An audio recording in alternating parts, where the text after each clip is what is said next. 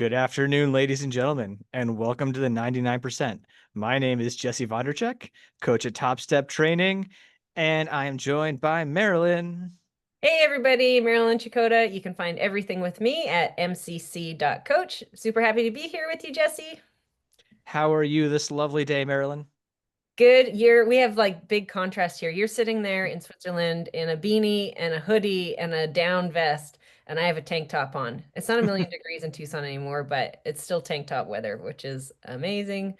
I'm really good though. We had a super exciting week here in Tucson because we had the ribbon cutting for the velodrome, and they have been trying to get a velodrome. I think they said actually the history of it when I was there, it's been like 50 years, but like a legit push for 30 years to try and get a velodrome here.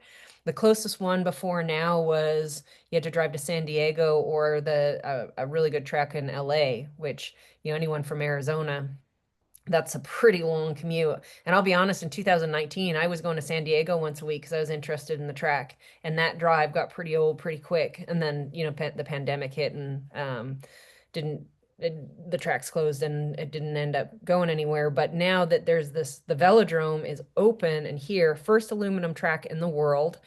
And so a real test on this surface. It's great. I've got to pre-ride it before the big ribbon cutting and be out there with a bunch of athletes just test riding it and getting, the credentials to be one of the certification people. So when you ride the track, any person who wants to ride the track has to get certified first to be on the track. And so there's a group of coaches that have to be like the people who give the certification. So went through the training for that and got to pre-ride it. And then we had the big ribbon cutting on Wednesday night, which was super cool. Great turnout, great community support. It's going to offer like so many opportunities here. I mean, Tucson's already an incredible cycling town, but having this now too is pretty amazing. So it's going to be really cool. There's going to be all kinds of track races, training sessions, all kinds of stuff. So really cool. I'm excited about it for sure. And it's handy that I already had a track bike and a bit of experience on it. So, so Yeah, perfect. That's awesome. I mean, congrats, Tucson, and yeah, it's really cool that you already know what you're doing. So I'm sure this is a huge, I mean, super fun opportunity for you, and yeah, it's cool to get to be there to take advantage. I'm excited to be back in February for Tucson Camp. The time to sign up for Tucson Camp is now. We are yeah, we're collecting folks right and left right now. We have a lot of people signed up already, so it's exciting times for Tucson Camp. Um, so yeah, check it out. Sign up for camp. If you have questions, ask us. But yeah, I'm excited to go back and you said you might be able to get me on the track, give me this little certification if I show up. right. What do you think? Maybe. Yeah, absolutely. Well, that's super. I mean, I'm super excited as always at Tucson camp. I mean, it's such a fun time of year and I love getting to see everyone and spend the week with them. So really excited about that. And if you want to get into it, definitely this camp sells out fast. So get in and come spend the week with us. And maybe in the future, I mean, when everyone's here, we could take, if there's a free afternoon somewhere, take everyone out there to have a look at it or something. But they do have 50 rental bikes out there. So maybe, obviously not this year, but maybe in the future years, having an afternoon on the track with camp could be something that we do, which, a lot of triathletes, they do a lot of speed testing for their aero gear on velodromes. And so that could be something that we could look forward to with camp as well and get you on there. Super cool. Yeah, that's awesome. Um, I What's going on with you? Yeah. What's happening in the Jesse land? I Just, signed up for a race for next year. oh my God, what are you signed up for? I signed up for the Mozart. It's called the Mozart 100, but it's 120K. Oh, dang. So yeah, it's not a full 100 miler, but it is a pretty long way to run. Yeah, that It's a is. running race too. I should elaborate. That's an ultra. Yeah, yeah. That's pretty cool. And you haven't done anything like that before, have you? No, furthest I've ran is a marathon, or maybe if you add in a warm up in there, maybe I've done 28 miles. So, That's exciting. So are you swimming and bicycle riding at all these days, or are you just like, I'm gonna go for it with the ultra running for this next little while? well, for sure I'm still riding. I haven't been in the water in a long time. my friends that I swim with when I swim regularly are in their off season right now, and so they haven't been swimming, and so you know this game.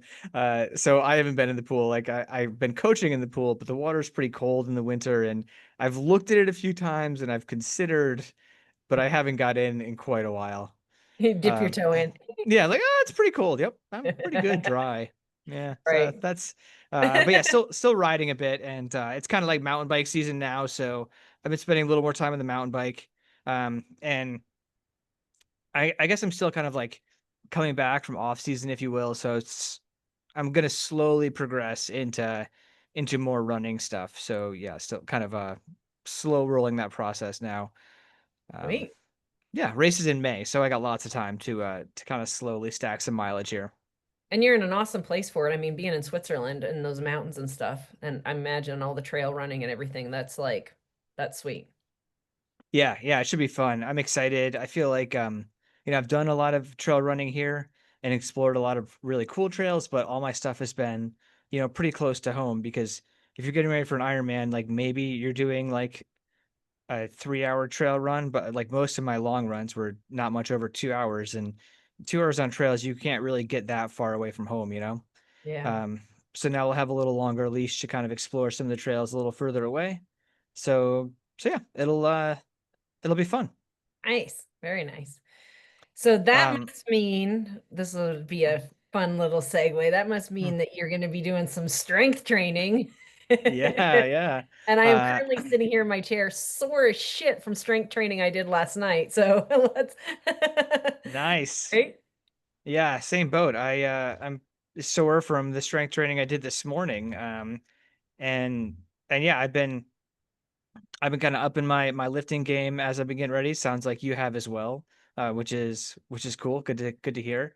And and yeah, definitely been doing some more lifting. And I mean, I guess right now I'm still kind of in the building back from not doing a ton of lifting during race season, but I'm excited to kind of progress to a little more heavy weights and yeah, get a little bit stronger. Um, and yeah, we can. Yeah, so that's what we're gonna talk about today, though, is strength training, and for a lot of athletes, this is the time of year when they rethink about it. And as we were talking about before, we had talked about strength training, at least a couple of times in the past. This is not a new topic, but yeah, we thought maybe this would be a good time to give people some really good reminders of things they should think about if they haven't been in the gym in a while, or if they have been in the gym a little bit and they're kind of like increasing their time in the gym. And so yeah, let's talk about some strength training. Right? It is the time of year, and each person, like any programming, the one thing that I have to really emphasize is that strength training is just like any other parts of your programming. It needs to be specific to you. So, a lot of people just they end their season and they think, oh man, I need to get back in the gym, and they just sort of go for it blindly and throwing eggs against the wall and hope that they get stronger. And usually what ends up happening is they just get broken down and they get hurt, right? So strength training really does need to be well thought out, well planned, and periodized for it to be effective. Can you get stronger if you go from like, I don't do any strength training at all to doing a little bit of core work and just throwing eggs against the wall? Yeah, you will notice some strength gains, and will you get sore from it? Absolutely. But will you get the most out of what you're trying to do? No. And, is there possibility for you to get injured because the load is too much and it's not working well or meshing well with your primary workouts as far as swim, bike, and run, and how those are being periodized through your year and meshing together, and the stress and the load and that kind of stuff. So we have talked about strength training a lot, and it is a topic I'm really passionate about, and it is, I think, the most sort of misunderstood and sort of, I don't know, there's just a lot of mistakes that are made with triathlon and strength training. And I think it's worth talking about a lot and over again, even if things are stuff that you've heard before and it's like, I need to hear this again. And the number one thing is that it needs to be periodized, it needs to be specific to the athlete, and it really does need to be like, you know, fit well with the training, swim, bike, and run, or whatever your sport is. If you're primarily a swimmer, or if you're going to be an ultra runner, like that, all the moving parts really need to be taken into account. So, and every athlete is different, right? Like if there's an athlete that lifts all year and they do a little bit of strength training all year because that is what they need for their best performance. And then there's other athletes that in their competition season, they don't lift at all or they don't do any strength training at all. Other athletes will just do a maintenance phase where they're just doing core rehab, prehab type stuff a few times a week. And so, it's like, where are you at? How do you respond to it? What is the total load for you? And looking at, when you're looking at strength training, it really is sets. What sets are you doing? What movements are you doing? Number of reps, number of exercises, in placement of total load as far as the other workouts as well. And, you know, there's just like so many moving parts in terms of and weight moved, right? Like, are you doing just a bunch of prehab and rehab and it's all body weight? So that's going to have a very, very different impact than if you're doing 4 sets of 10 with progressive load and your weight is actually at a pretty high percentage. Say it's at 70% of your max by the last sets and reps. That's a huge amount of volume and a huge amount of load. So really looking at what is it that you need, what is it that you're doing, and then strength training, when you start actually moving weight, there's an impact on your central nervous system as well. It's not just like in triathlon training. Yes, there is the total overall fatigue as far as you know our training stress score and aerobically and all of that, but with weightlifting and moving weight, there is a fatigue factor on the central nervous system, and that's really important to be taken into account as far as all the other workouts and your strength training as well. So, anyways, I've said a lot because I get really wound up about this conversation. So I'm going to let you say something. That's cool. No, it's always exciting to hear passion, and you are obviously passionate about this, which is cool. And I totally agree. I think it's something that every athlete should be doing in some capacity. And what that is can look a lot different based on the needs of the athlete, but definitely something like if this is not something you're doing in some capacity, you really need to look into working it into your program. And I do think that now is the time to start like feeling that out and seeing how it can become part of your life. And so yeah, so you talked about a few different things that were kind of important. And one of the things you mentioned first was periodizing your strength training. And so when you're approaching that, what do you like if you're going to kind of brass tack someone, right? Like what would you want to talk about for what that structure could look like from let's say they've been in the gym, they can move a little bit, so they have like a little bit of something going on there. And then how do you get them started and how does that progression look like? Let's say, yeah, we can deal with how it interacts with swim, bike, run later, but just that progression of lifting. Yeah, so let's use a example athlete. Let's say you've got an athlete who's coming off their competitive season and they're going to recover from their competitive season. So maybe they've done a handful of half Ironmans, maybe they've finished off with an Ironman, or even they've just done 70.3 worlds. And now they're going to have a little break, right? So they're going to maybe have 2 to 3 weeks where it's a bit more unstructured and they're going to have a little bit of a rest and recruit from the year. Once they're in that third week of recovery, we might start to introduce some body weight routines 3 times a week that looks like prehab rehabs type stuff. So the important part is to not do too much too fast, right? So if someone hasn't been in the gym all year, they haven't really been doing too much, we're going to start with, and even if they've had a few weeks off, we want to start with just 3 times a week and something really simple like 3 by 15 or 3 by 10. You can even leave a range 3 by 10 to 15 of basic body weight type of work. So it might be some air squats. It might be some calf raises. If you can do 2 by 25 calf raises and each one of those sets in 60 seconds, that's a good measure for endurance athletes. You might be adding some reverse step lunges, some single leg RDLs, little things like that.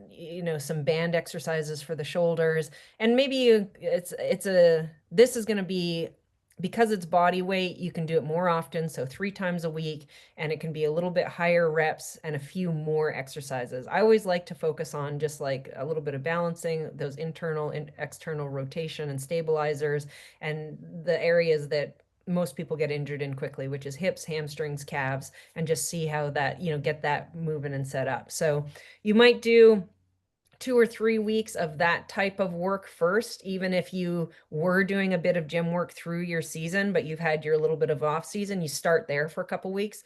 You'll adapt to that pretty quickly if you've already been doing a little bit of gym for a while. Then from there, you're going to move into your more strength training blocks, right?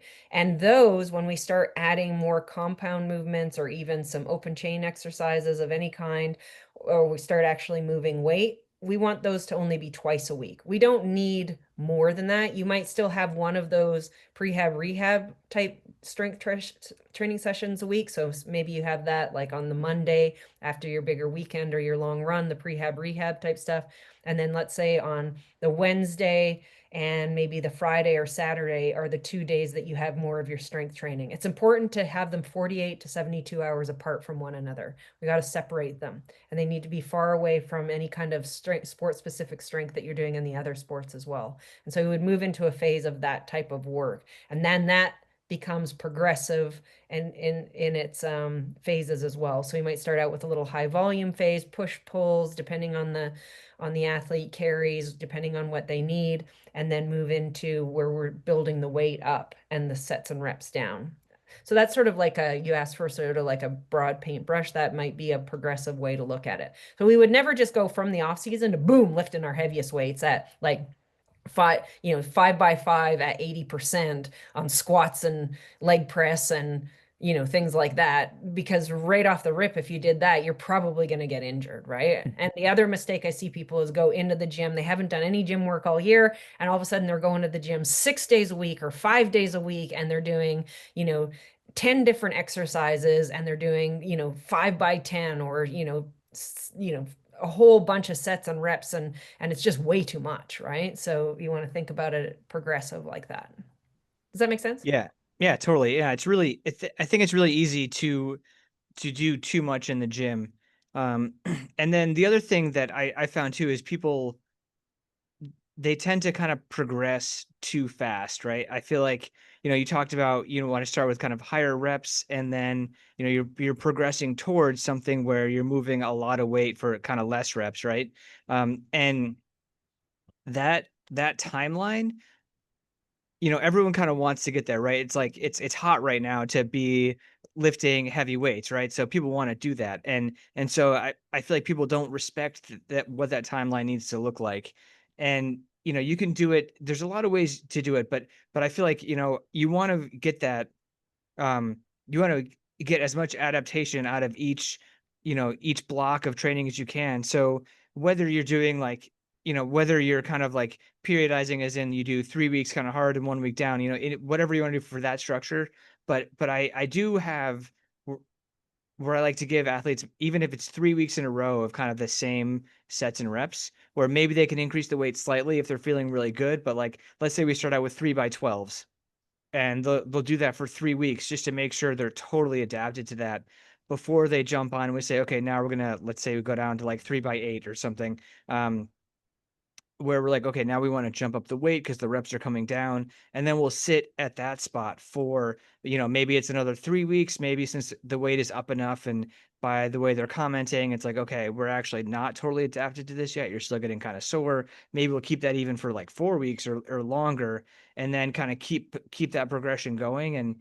And I feel like that process can actually take, months to get to lifting really heavy weights. And so I feel like giving that the time, respecting that process in getting to those heavy weights that you want to lift, I found to be really important so that you're actually like structurally prepared to lift the heavy weights when you get there. Yeah, I love all of that. And the other part of that is making sure that you're never lifting heavier than what your range of motion or your form can handle, right? So even if you're super strong, but if you're not technically very good at a movement or a lift, then you might want to try and substitute it for something that gives you the same effect, but you're able to hold good form. And we really want to make sure that you're aware of the tempo of your lift, right? Are you going 1 to 1? Are you going 2 to 1? What I mean by that is like, is the movement up and down on a 1 to 1 tempo, or is it up and then, or down on a 2 count and then up fast? So is there a different tempo to your lift? Can you maintain form and maintain the tempo that you've chosen for your lift? Those are things to consider as well. An example of that would be if you don't have very good squat form, right? That's something that's hard for you. Maybe your hips are really tight or your ankles are tight and you're losing form. You're not able to get to 90 degrees parallel. I don't think any triathletes need to go deeper than 90 degrees. That is plenty deep enough. But if you're not, if you're going to power lift or Olympic lift, yes, you need to go a lot deeper, but not as an endurance athlete. If you can hold good form to 90 degrees at a good chosen tempo, and you're not losing your balance or losing your posture anywhere. If you can do that on the squat, great. But say you can't, like say you've got some limitations in your back or your hips or your ankles or something like that, choose the leg press, right? That's going to be a safer environment for you to get a similar training effect, but in a much more controlled, safe environment for the back and your knees and all of that. So there's always different ways, and understanding your body's limitations, or even maybe just your knowledge base in the gym. There's a lot of endurance athletes that the gym is a really uncomfortable place, right? It's not familiar to them. They're not sure of the movements. Deadlifting is a movement that is effective and a lot of athletes like to do now. If you're not really good at your form in the deadlift and understand how to do it properly, there is risk to injury. So you're better off to maybe it's better for you to use the trap bar, and that's going to get the training response that you need as an endurance athlete if you don't understand the exact technique and can hold the form with a straight bar. So really knowing what your limitations are and what you're able to hold good form and hold good tempo.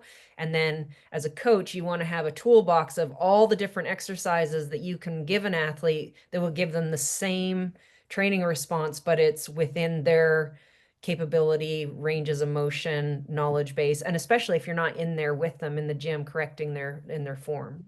So I want to know an athlete's pretty competent in and sends me videos from time to time. Although my athletes are really bad about it. I ask them for videos all the time and they never do. But some of them do. And we uncover some things, like especially in those really technical lifts where it's important that form is good. So I try and, keep the gym routine in a where we get that same effect, but they're pretty safe exercises unless I know they're experienced.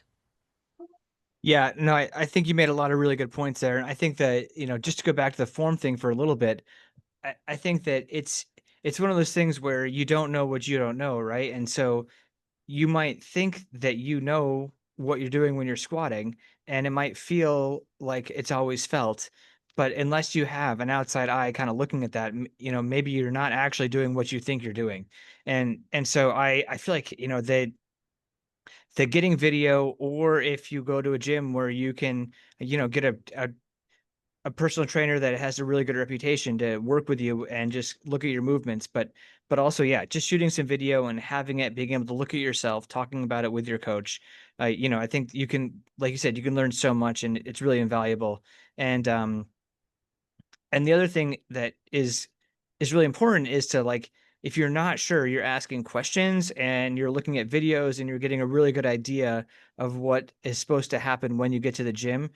But on that note, though, I've I've found, like, an increasing amount of difficulty in finding really high quality lifting videos, because, I don't wanna send them videos of me lifting for sure. That's not gonna be the best. Um, and also they don't wanna see the little featherweights I have here anyways, because that's just embarrassing. But so I do a lot of searching for people with good lifting form to send to my athletes, and I will say, you've got to be pretty careful, and so really kind of take your time and make sure that the video you're looking at is really reputable, because there are some great stuff out there, but sometimes you need to kind of sift through and find the really good stuff. So, um And if So you're yeah. unsure, send it to your coach, right? Like say, is this a good video? Is this what we're looking for? Or say like, hey, can you send me a video that and we can find you a good one that is actually showing the correct technical lift. Um, the other good tool is I know people don't really like looking at themselves in the mirror and they make fun of the gym bros that are always looking in the mirror, but the mirror isn't a really effective tool for weightlifting. You can really watch your form, right? Like, am I keeping my knees in good line? Is my back staying flat and straight? Or all of these little technical corrections that you might not be able to feel. Use the mirror, use that as a tool. It's direct feedback right away. And so I know that can be kind of like self-conscious for some people, but it's really effective and helpful. So don't be afraid to look at yourself in the mirror or take a little video of yourself and send it to your coach. Like, am I doing this right? That's it's important so that you're working the correct muscles and that you don't get injured. Yeah, and doing something with poor form is like a fast track to getting injured, right? Like it just is. And again, yeah, like if you're not sure, then you need to get that baseline, take a look at what you're doing. Yeah, the mirror is great, video is great, but find some way to see yourself. And then you can, just like in swimming where it can be hard to feel exactly what you're doing. You can get that vantage point and say, okay, this is what I look like. And then you can kind of move on to what that next step is. Yeah, absolutely. And as always, never move heavier weight than what you can hold form, right? If you can't hold your form and you can't hold the correct tempo, then lighten up the weight. That's always should be your answer to things with that. Yeah, I feel like, the last thing you want to do is get kind of um a man, I knew better than this injury from the gym, right? That's Right. that's not a good story to have leading into the season. Like, you want the gym to make you a stronger, more robust athlete, probably like a little more resilient and, a little more strong at the end of your races. But also you want to have less injuries. So the last thing you want to do is get an injury in the gym trying to like prevent injuries.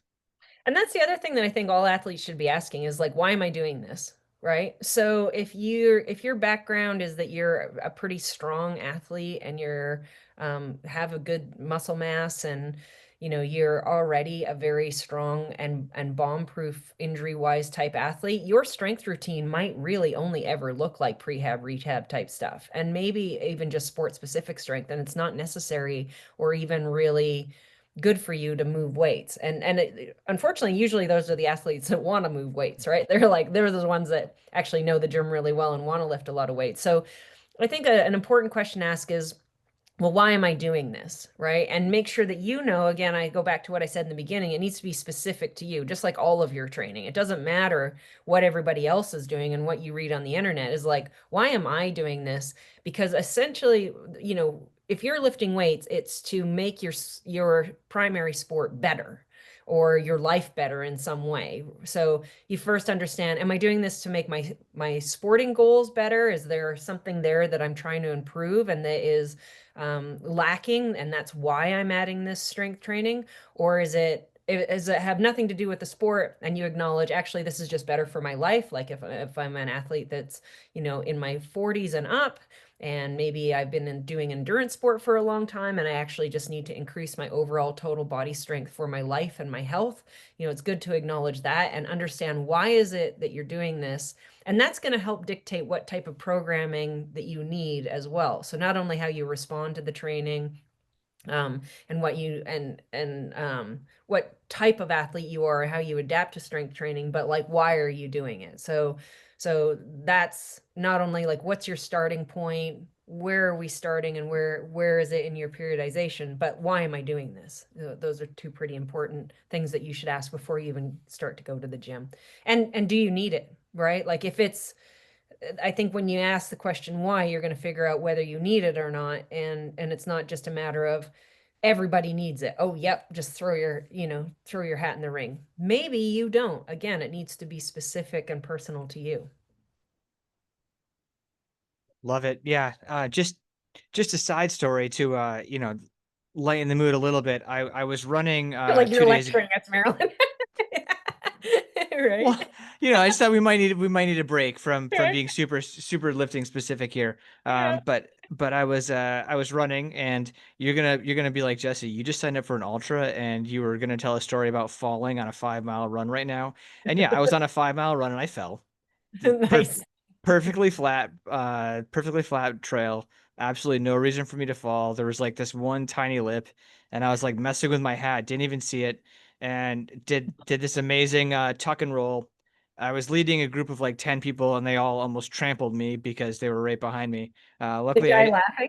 yeah, and then, well, yeah, then everyone was laughing and pointing. But the point of this is that I landed on my shoulder, and given my giant swimmer shoulders that I have, I don't know if Marilyn is eyeballing them in the video right now because they are pretty giant, but I was totally fine. And I think that, having enough muscle mass on your body to be able to like withstand some amount of impact like that is is really important because, these things do happen. And like it could have been the case where if I wasn't quite as burly, I could have like snapped my collarbone or like torn my rotator cuff or something on this silly little fall. Um, but luckily I am a giant human, and so I had enough muscle mass on me to at least be okay. Right. I mean, we're having a little bit of fun there and laughing and hurt, but you're right. It does matter. I mean, when I had that really bad crash a couple years ago, even though I did get hurt, it could have been a heck of a lot worse had I been not as I have good muscle mass on me too. So I feel like if I do take a tumble on the bike, I've got that protection, and the recovery is a lot faster if you do happen to take a tumble. So there's all kinds of benefits for sure. And we know that hormonally there's a good impact as well. So again, these are questions that you ask like, why am I doing this? And it might be like, man, I really need some time to change my hormones a bit, build up my strength, beef up my muscle mass just a little bit. And the off season's a good time to do that for sure. Um, all right. So, we mentioned periodization of your lifting program, and you mentioned, like how you really like deadlifts. Do you have any other kind of go-tos like that you're going to kind of set people up with if and I know like everything's going to be super specific to the athlete, what their needs are. Um, Given that though, do you have any exercises that you lean on more than others for the gym? Yeah, well, actually, to like clarify that, I actually don't love deadlifts for most athletes. Okay, sorry. Yeah, no, that's all right. But they're a great exercise for sure. And if someone has really good form, and mostly for endurance athletes has access to a trap bar, they can be really effective for some athletes. But honestly, for most triathletes, I think they're a pretty bad idea. They don't have, or endurance athletes, they don't have the correct form, and maybe it's not going to be a great movement for them. It's going to end up, coming from their back instead of understanding how to use their legs properly with it. So that movement in particular is really dependent on the athlete. I wish that every single endurance athlete had access to a good leg press machine. I think that that's a really good movement for endurance athletes to be able to do because it's the safest way to actually increase like real load for them, right? It's a really safe environment. So a lot of the other movements are going to be so specific to whether they understand the movement and can hold form. And sometimes their ability to hold that is going to be like less than what their strength is, and they could actually get stronger if they had better technique and better form. And so you're kind of limited making sure that they don't get hurt. But for athletes to actually move some weight and get stronger, the leg press is such a good machine for that, for endurance athletes, and being able to do single leg press, really good form single leg press and building the weight up with that. I think if all endurance athletes could do that, it would make them, really, it would do a lot of good. Unfortunately, a lot of endurance athletes don't like to have a gym membership, and so they're restricted to what they have at home. And typically that's between 5 and 15 pound dumbbells, and you're a little bit more limited that way. Or they're at a gym where it doesn't have a good leg press. But if every endurance athlete could have access to a seated row, a seated cable row machine, a good leg press machine. I think those two movements for most endurance athletes are two of the most important movements that they could do. That upper back, really developing the upper back muscle and the ability to pull, and then a really good push with actual weight that is heavy for them in a really safe environment. That's a really beneficial thing. How about you? Um, I I did dumbbell deadlifts this morning, so now I'm questioning everything. Um, but yeah, no, I think I agree with deadlifts. I think you do have to be careful, but I think you can get a lot of good there. I'm actually a big fan of the banded pull through. I mean, besides the fact that it makes you look kind of silly, um, but if you can get like some really thick bands and you can actually have the bands that are like marked in weights so you can actually record weight for your band lifts, and I think you can be pretty progressive with the banded pull through and actually get some really good posterior chain activation. And yeah, I feel like a lot of people are a little bit like I don't know, they don't love the idea of like a band. They feel like maybe it's not going to be as like they're not going to be as strong as if they were lifting weights, but I think that one is one where yeah, you can really kind of get that really good engagement and get some good work done in a pretty safe way. Um, and and yeah, I mean, I think I like some form of a deadlift or a pull through, and then some form of a squat. Um, I do think again, like you're talking about, like you've got to be pretty careful with a squat and make sure you actually have some good form. Um, but I think those are pretty good. And you mentioned rows. I also am. I've been on a pretty big pull up bender recently, and I think Nice. yeah, I think pull ups are pretty good. I think again, like if you can have a band of some sort, so you can do some sort of like assisted pull ups if you're not quite there yet, so you can get in enough reps. Um, but but yeah, yeah, we've been doing a lot of pull ups in the house, and I feel like I've mentioned that in the past. But yeah, we're getting pretty good at pull ups here, and and yeah, really nailing our pull up form, which has been fun, and and yeah, getting anything like that where you're getting a good pull and you can work on that shoulder mobility and getting those scapulas going in the right way, and you're like really getting those lats firing and feeling what that's like. I think that can be really beneficial for athletes that don't know what that should feel like, and then hopefully if you can feel that, you can transfer some of that into the water too, which is nice. Yeah, for sure. The two things that came to mind when you were talking there for me when you're talking about squats and stuff is a mistake. Another common mistake that I see endurance athletes make is they're not lifting in the correct footwear. So if you're lifting in your regular runners, they're pretty squishy and often they'll tip you forward and sort of mess with your form quite a bit. So it's important to know that you should lift in shoes that are firm and flat. Honestly, the best shoes that you can lift in are a pair of like Vans or Chucks. So go to the store, buy like a pair of $10 Chucks or Vans, and that's going to be your best shoes to do gym work in. You want to stay away from any of your big squishy shoes that you're used to running in or anything like that. So that's super important. Um, the other thing that is important for the older athletes is keeping their calves with some spring to them. So calf raises, where you're doing something like 25 calf raises in less than a minute, and you can do that 3 or 4 times. Any kind of hopping, right? Hopping is really important for athletes over the age of 40 and keeping that elasticity and that spring in their step. That's really important for injury prevention, not only in the calves, Achilles, ankles, and that, but it actually, there's a lot of, done some I've done some interviews with physical therapists that works with a lot of Olympic athletes, and we talked more in depth about this. But it really helps also prevent hip and hamstring injuries. A lot of the hip and hamstrings that the elite physical therapists are seeing are actually coming from lack of spring anymore in the foot and the calf in older athletes. And so the more you can address that ability to toe push off and spring from the calf, it prevents injury not only in the lower limb but also in the hip and the hamstring. So really important to make sure that you're including some kind of, they don't need to be heavy, they don't need to be weighted, but some kind of high rep and with good range and somewhat of good tempo as far as speed goes in the calf raises, and the hopping is good. One way, if you're not sure to include it, is for your warm up before gym, jump rope for 3 times 1 minute.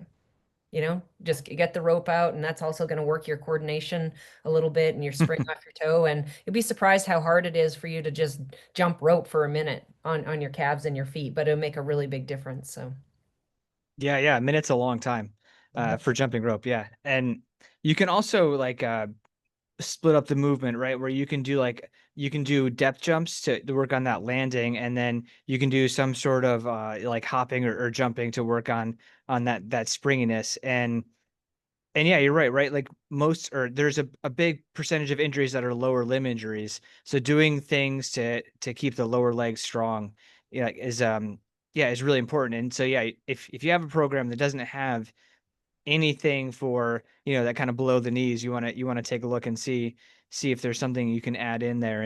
And the nice thing about those, like you're talking about, is it's like, maybe it is something you're adding into the warm up, or like an ancillary activity like calf raises, where you can kind of throw it in, and it's not going to need to take the place of like one of your major movers, but you kind of tack it on, not much time, and you include it. And yeah, I think um, you will have benefits from like injury prevention, but as well as like that, you could even get a little bit more like efficient movement out of it as well. So yeah. Right. And then the very last thing that I'll say before we sort of wrap this up, because I know we're just sort of touching on a lot of subjects, but I encourage people to reach out and ask more specific questions and ask as many questions as they need as they start to go into their season where they might be lifting weights. Really reach out to either one of us and an email. You can always find us on our websites and or on the gram or wherever you want to reach out to us. But the very last piece of advice I'll give is we don't need to overemphasize any kind of like when people think about core, they're thinking about I want that that six pack ripped abs. That's really actually not great. When you focus on core, make sure it's on engagement of those really tiny little muscles on the inside. And honestly, if you're doing these main movements well, like if you're doing compound movements like deadlift or squatting or leg press and you're engaging the core from the inside, that takes care of building that really well. So you don't need to go and do like a million crunches, right? You can do things like hang from a bar and lift your knees up to as high as you can and see if you can hold it for a minute, right? Or if you're doing really good form with any of your compound movements, are you engaging the core from the inside? So it's not really about like I need a rip six pack. Now if you want that because aesthetically you like that, cool, that's fine, that's up to you. But mostly it's about being really able to engage from the inside and know what that feels like. And can you do dead bugs on the floor and keep your lower back engaged on the floor and pulling the belly button down and keep the lower back flat as you move your legs and your hands? Like, so core work, it doesn't necessarily need to be, a whole bunch of, movements with weight or anything like that. They can be really small movements, or they can even just be included in your overall movements. If you did something like 2 by 50 dead bugs and 3 by 1 minute hang from a bar and hold your knees to your chest, that would take care. You don't need a lot of exercises, right? You don't need to spend 20 minutes. We don't need 20-minute abs, right? I mean, we don't need that program. We just need two really effective exercises for your sport, and those would be probably the two best ones that you could do. Awesome. Yeah, I love that. I do always love a good anti-rotation in there as well. But I also, yeah, like something like the hanging, I feel like you can get a lot out of that. And, um, hopefully grip strength isn't too much of a limiter for like a minute just hanging body weight. But I think you're right. I think you can get a lot of doing exercises like that where you're using your core in like kind of a functional way, as a and that makes it much more easy to translate to when you're actually like, yeah, trying to engage your core properly, as opposed to doing, yeah, like you said, something like a crunch or something where it doesn't feel like it's a movement that is easy to translate that kind of core engagement from. Right. And yeah, if grip strength is something a limiter for you, you can break it up, right? Like 20 seconds at a time, or maybe there's like in your gym one of those like in the air and you're just like in the arm slats and you're hold yourself up there. I'm not describing that very well for a Your listener. demonstration is great though, so I know Demo what is you're doing. great. But yeah, so there's like I say, there's different ways to do that. Maybe it's where you're laying flat on the floor with your back flat against the floor and keeping that lumbar spine nice and flush with the floor, and you just move your legs out and you hold them just above the floor. Maybe you're sort of there in terms of instead of hanging. So different ways to do it if you're limited for sure. But yeah, I think the main thing though is like you kind of mentioned before, is like making sure the program is right for you, making sure you're doing things in like with good form, and then and making sure you have like a progression with your lifting that makes sense for you, and as far as like time, and then makes sense as you start to move your other workouts in there along with them. And but the main thing is if you have questions, yeah, you should really ask someone. You can ask us, you can ask someone else, but making sure you're taking care to do things appropriately. And it's always better, yeah, to slow down, do it right, and make sure you have that good form, because then you can have that good form kind of forever moving forward than trying to rush through. And triathletes are often like in a hurry getting the gym done and just trying to bang it out. But this is the case where like it's worth it to invest the time in the beginning, make sure you're doing it right, make sure you know what good form looks and feels like. Um, and then you can worry about doing more work with that later on once you've like established that starting point. Yeah, and you know what? Everybody that I know that triathletes love more is more is more, and this is the one area where less really is more, right? Twice a week, if you've got time, even once a week is okay, once or twice a week, and you should be, at most 6 exercises in the gym. Maybe you've got a couple, two upper body, two lower body, and two core exercises, and get out of there. You shouldn't be in there any more than 30 minutes in terms of number of sets, reps, and exercises. You do not need to be in the gym for 2 hours. You don't need to be in there 5 days a week, right? Go twice a week for 30 minutes, pick six, 4 to max 8 exercises, and periodize your sets, reps, and load, and you'll be in a pretty safe place. So those are some good rules of thumb. And if you're questioning anything, go with less is more when it comes to gym work.